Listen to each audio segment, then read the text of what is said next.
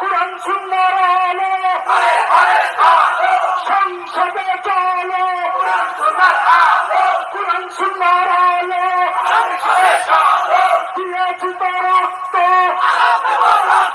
রক্তের বন্যায় ভেসে যাবে অন্যায়। আপনি যখন আল্লাহর কোরআনের বিপক্ষে অবস্থান নিবেন, আমার জীবন থাকবে কি থাকবে না পরোয়া করবার সময় নাই। স্পষ্ট ঘোষণা, আপনি আমার জানের দুশমন, আপনি আমার জানের দুশমন।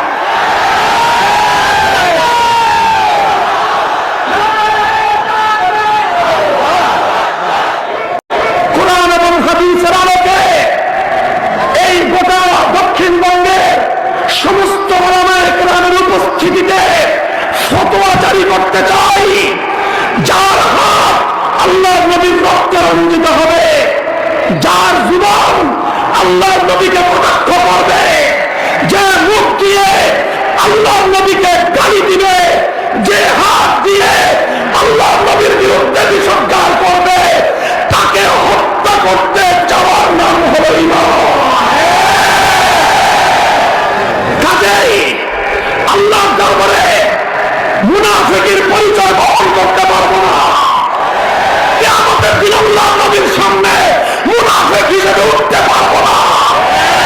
স্পষ্ট ঘোষণা দিচ্ছি, যারা আমার নবীকে গালি দেবে তাদেরকে হত্যা করার জন্য পাগল হওয়ার নামই ঈমান, তাদেরকে হত্যা করতে যাওয়ার নামই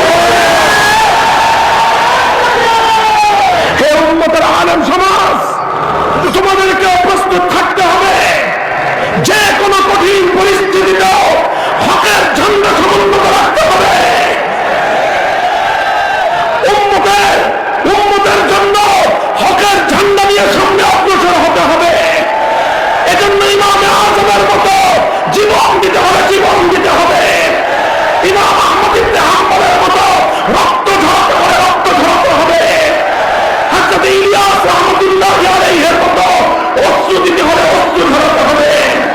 হুসাইন আহমদ মাদানির মতো ঘাম ঝরাতে হলে ঘাম ঝরাতে হবে। যে কোনো মূল্যে হকের ঝান্ডা নিয়ে সামনে অগ্রসর হতে হবে। কোন পরিস্থিতিতেই পিছু হটা যাবে না, পিছু হটা যাবে না। আল্লাহ এবং তার রাসূলের পয়গাম জাতির কাছে আমরা নির্বিঘ্নে পৌঁছে দেব। আমরা আল্লাহ রাসূলের পয়গাম মানব জাতির কাছে, মানুষের কাছে, রাসূলের উম্মতের কাছে পৌঁছে দিতে কোন রক্তচক্ষুর পরোয়া করব না। আল্লাহর জন্য শত্রুতা রাখার অর্থ হলো এই, যে আল্লাহর দ্বীনের সঙ্গে শত্রুতা রাখে তার সঙ্গে ঈমানদারের কোনো বন্ধুত্ব নয়। যে আল্লাহর দ্বীনের বিরুদ্ধাচরণ করে তার সঙ্গে মুমিনের কোনো বন্ধুত্ব হতে পারে না। যে দেশের মানুষ আল্লাহ পাক রব্বুল আলামিনের শক্তির উপর আস্থা এবং অবিচল বিশ্বাস থেকে মুক্ত এবং স্বাধীন হয়, সে দেশের স্বাধীনতা থেকে ইসলামের নাম বিচ্ছিন্ন করবার ষড়যন্ত্র যদি কেউ করে, সে শুধু ইসলামের দুশমন নয়, সেই হলো স্বাধীনতার দুশমন।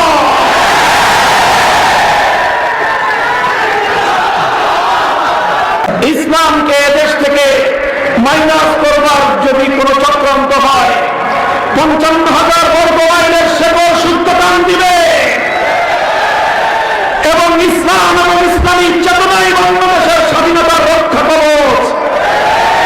আবার বলছি, সচেতন ভাবে বলছি, বুঝে শুনে বলছি, ইসলাম আমাদের স্বাধীনতার রক্ষা কবচ। ইসলামের বিরুদ্ধাচরণ করলে তারাই বাংলাদেশের স্বাধীনতার দুশমন বলে বিবেচিত হবে।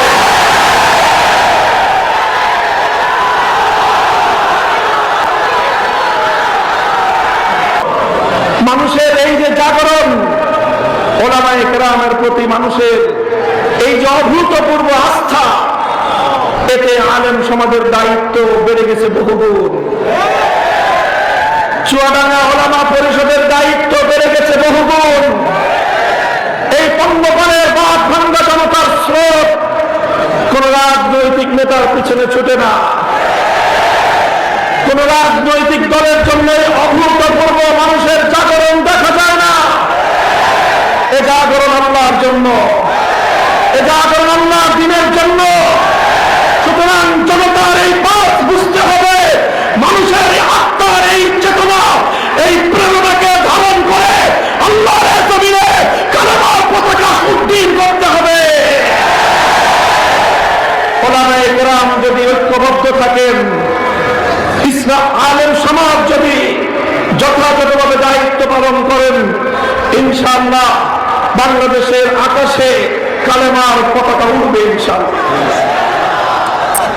মুহতারাম হাজিরিন, আমি পুরা মজমাকে বলতেছি, বহু মানুষ, লক্ষ জনতার এই বিশাল জমায়েত, মাঠে তিন ধরনের ঠাঁই নেই।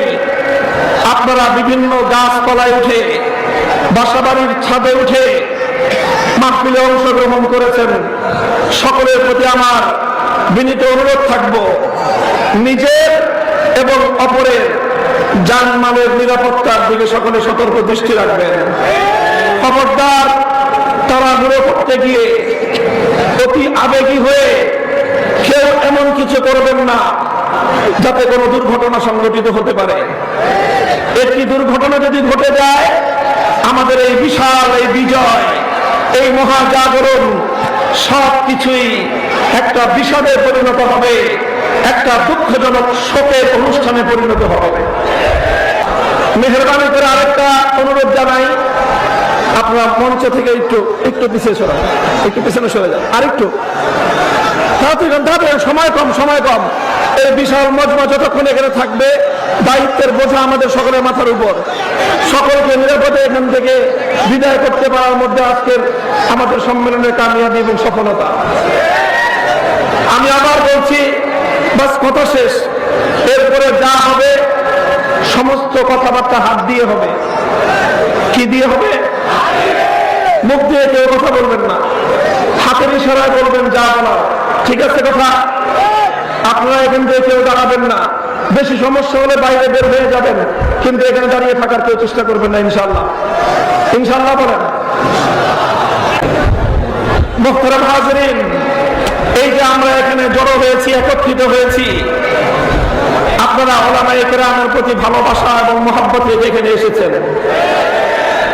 আপনারা আমাকে ভালোবেসেছেন, আমার প্রতি আপনাদের এই ভালোবাসা, আলেম সমাজের প্রতি আপনাদের এই ভালোবাসা,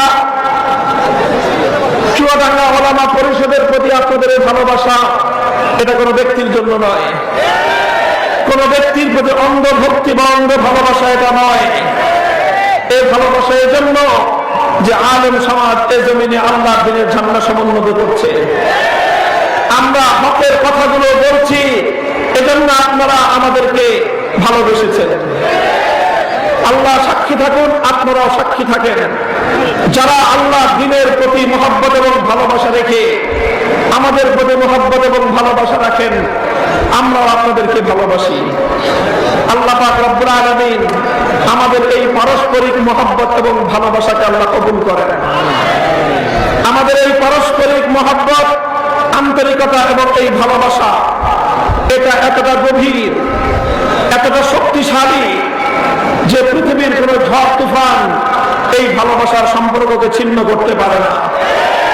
এমনকি কিয়ামতের বিভীষিকাও দুই মুমিনের ঈমানের ভিত্তিতে গড়ে ওঠা ভালোবাসার সম্পর্ককে ছিন্ন করতে পারে না। মুমিনের এই ভালোবাসা দুনিয়াতেও অটুট থাকে, আখিরাতেও অটুট থাকবে ইনশাআল্লাহ। আল্লাহ রাসূল সাল্লাল্লাহু আলাইহি ওয়াসাল্লাম বলেছেন, যে ব্যক্তি আল্লাহর জন্য চারটি কাজ করতে পারবে, যে ব্যক্তি আল্লাহর জন্য চারটি কাজ করতে পারবে, তার ঈমান পরিপূর্ণ হয়ে যাবে। কয় কাজ? মান আহাব্বা লিল্লাহ, আল্লাহ রাসূল সাল্লাল্লাহু আলাইহি ওয়াসাল্লাম বলেছেন, যে ব্যক্তি আল্লাহর জন্য চারটি কাজ করবে, ফাকাদ ইসতাকমালাল ঈমান, তার ঈমান পরিপূর্ণ হবে। এক নম্বর কাজ, মান আহাব্বা লিল্লাহ, মান আহাব্বা লিল্লাহ, কাউকে ভালোবাসলে ভালোবাসবে একমাত্র আল্লাহর জন্য। দুই নম্বর হলো ও আবগাদা লিল্লাহ, শুধু মুদ্রার এক পিঠ আল্লাহর জন্য হলে হবে না, উভয় দিকে আল্লাহর জন্য হতে হবে। মহব্বত কার জন্য? ও আব্বাদালিল্লাহ। কারো সঙ্গে শত্রুতা রাখলে সেই শত্রুতাটাও রাখবে কার জন্য? ও আতালিল্লাহ। কাউকে কিছু দিলে কার জন্য দিবে? আল্লাহর জন্য দিবে। ও মানালিল্লাহ।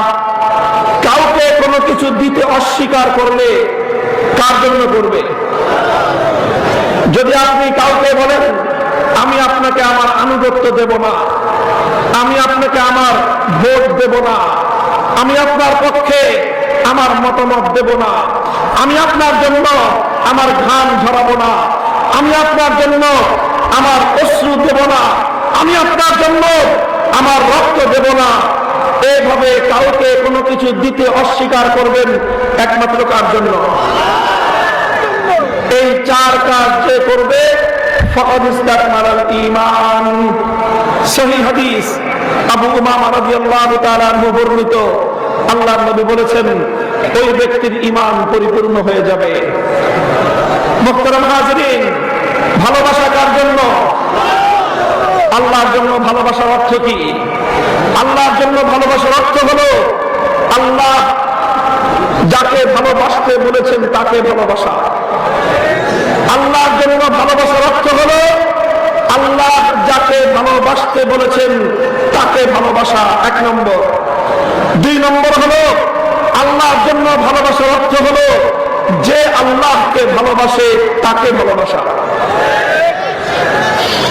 আল্লাহর জন্য ভালোবাসার এই দুই ব্যাখ্যা এবং দুটোই আল্লাহর জন্য ভালোবাসার মধ্যে অন্তর্ভুক্ত। লক্ষ্য করেন, আল্লাহর জন্য ভালোবাসার মধ্যে প্রথম অন্তর্ভুক্ত হলো আল্লাহ যাকে ভালোবাসতে বলেছেন তাকে ভালোবাসা। দ্বিতীয় হলো যে আল্লাহকে ভালোবাসে তাকেও ভালোবাসা। এটার নাম হলো আল হুব্বু ফিল্লাহ। এই ভালোবাসার নাম হলো আল্লাহর জন্য ভালোবাসা। বাবাকে ভালোবাসা কেন?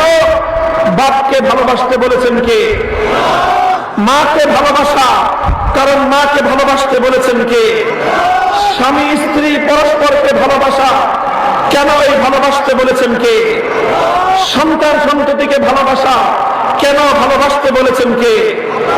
আল্লাহ যাকে ভালোবাসতে বলেছেন তাকে ভালোবাসা, এটা হলো আল্লাহর জন্য প্রথম ভালোবাসা। দ্বিতীয় হলো যে আল্লাহকে ভালোবাসে, যার হৃদয়ে আল্লাহর দ্বীনের ভালোবাসা আছে, যে আল্লাহর জন্য জীবন দিতে চায়, যে আল্লাহকে এতটাই ভালোবাসে আল্লাহর দ্বীনের জন্য জীবন উৎসর্গ করতে তার কোনো কুণ্ঠা নেই, এমন মানুষকে ভালোবাসা, এটাও আল্লাহর জন্য ভালোবাসা। আমরা মাকে ভালোবাসি, বাবাকে ভালোবাসি, সন্তানকে ভালোবাসি, স্বামী স্ত্রীকে ভালোবাসি, তার সঙ্গে এই ভালোবাসাটা এখন থেকে আপনারা যুক্ত করবেন। যাকে দেখবেন আল্লাহকে সে ভালোবাসে তাকেও ভালোবাসতে আরম্ভ করবেন। হতে পারে তার সঙ্গে আপনার ব্যক্তিগত কোনো সমস্যা আছে, ব্যক্তিগত কোনো বাদানুবাদ আছে, ব্যক্তিগত কোনো তর্ক বিতর্ক থাকতে পারে, কিন্তু কোন মানুষ সম্পর্কে যদি আপনার ধারণা হয় যে সে আল্লাহকে ভালোবাসে, সেদিন থেকে আপনিও আপনার হৃদয়ে ওই ব্যক্তির জন্য ভালোবাসাকে লালন করবেন। এটা হবে আল্লাহর জন্য ভালোবাসা। পারবেন ইনশাআল্লাহ? বন্ধুগণ, ঈমান শুধু আল্লাহর জন্য ভালোবাসার নাম নয়। ঈমান শুধু আল্লাহর জন্য ভালোবাসার নাম নয়। আল্লাহর জন্য ভালোবাসা যেমন ঈমান, ঠিক তদ্রুপ প্রয়োজনের ক্ষেত্রে কারো সঙ্গে শত্রুতা রাখা, কারো সঙ্গে দুশ্মনী রাখা, এটাও রাখতে হবে কার জন্য? শত্রুতা রাখতে হবে আল্লাহর জন্য, দুশ্মনী রাখতে হবে আল্লাহর জন্য। আমাদের এই কথা শুনলেই কিছু মানুষ হতাশ হয়ে পড়ে, কিছু মানুষ তাদের শরীরের মধ্যে অ্যালার্জির উপদ্রব দেখা দেয়। তারা শুধু প্রথম কথাটা শুনতে চায়, তারা শুধু ভালোবাসার পয়গাম শুনতে চায়, তারা আল্লাহর জন্য, আল্লাহর দ্বীনের জন্য কারো সঙ্গে শত্রুতার কথা তারা শুনতে চায় না। তাহলে কি করব আমরা? আমাদের স্পষ্ট পয়গাম হলো, তোমাদের কাছে আমাদের এ কথা ভালো লাগুক কি মন্দ লাগুক, আমরা এ কথা বলেই যাব, কারণ এ কথা আল্লাহ রাসূলের কথা। তোমার পছন্দ হলো কি হলো না সেটা বিবেচনা করার সময় আমাদের নেই। আল্লাহ এবং তার রাসূলের পয়গাম জাতির কাছে আমরা নির্বিঘ্নে পৌঁছে দেব। আমরা আল্লাহ রাসূলের পয়গাম মানব জাতির কাছে, মানুষের কাছে, রাসূলের উম্মতের কাছে পৌঁছে দিতে কোন রক্তচক্ষুর পরোয়া করব না। মুহতারাম হাজিরিন, আল্লাহর জন্য শত্রুতা রাখার অর্থ হলো যে আল্লাহ দ্বীনের সঙ্গে শত্রুতা রাখে তার সঙ্গে ঈমানদারের কোনো বন্ধুত্ব নয়। যে আল্লাহ দ্বীনের বিরুদ্ধাচরণ করে তার সঙ্গে মুমিনের কোনো বন্ধুত্ব হতে পারে না। কোরআন স্পষ্ট বলে দিয়েছে, লা তাত্তাখিযু আদুওয়ি ওয়া আদুওয়াকুম আউলিয়া তুলকুনা ইলাইহিম বিল মাওয়াদ্দা। হে ঈমানদারেরা, তোমরা যদি আল্লাহকে ভালোবেসে থাকো, লা তাত্তাখিযু আদুওয়ি ওয়া আদুওয়াকুম, খবরদার আল্লাহর দুশমনকে কোনোদিনও তোমরা ভালোবাসতে পারো না। যে আল্লাহর দুশমনকে ভালোবাসে সে আল্লাহকে ভালোবাসতে পারে না। যে আল্লাহর দুশমনকে ভালোবাসে আবার আল্লাহর প্রতি ভালোবাসার দাবি করে, এই ভালোবাসার দাবি সত্য দাবি নয়, এটা ভণ্ডামি আর মুনাফিকি। মুহতারাম হাজিরিন, সুতরাং যে কেউ এনিহাউ, যে কোনো ব্যক্তি যদি সে আল্লাহর দ্বীনের বিপক্ষে অবস্থান গ্রহণ করে তার সঙ্গে আমার কোনো বন্ধুত্বের সম্পর্ক থাকতে পারে না। সে হতে পারে আমার ব্লাড কানেক্টেড, আমার রক্তের কোন আত্মীয়, আমার রক্ত সম্পর্কীয় কেউ হতে পারে, সে আমার অন্তরঙ্গ বন্ধু হতে পারে, সে আমার হতে পারে, সে আমার দীর্ঘদিনের সহকর্মী হতে পারে, সে আমার একই দলের কর্মী হতে পারে, একই দলের নেতা হতে পারে। যেই হোক না কেন, যে ব্যক্তি আল্লাহর দ্বীনের প্রতি, ইসলামের বিধানের প্রতি, কোরআন সুন্নাহর কোন বিধানের প্রতি শত্রুতা পোষণ করবে, সঙ্গে সঙ্গে সত্যিকার ঈমানদার তার দুশমনে পরিণত হবে। হে ঈমানদারেরা,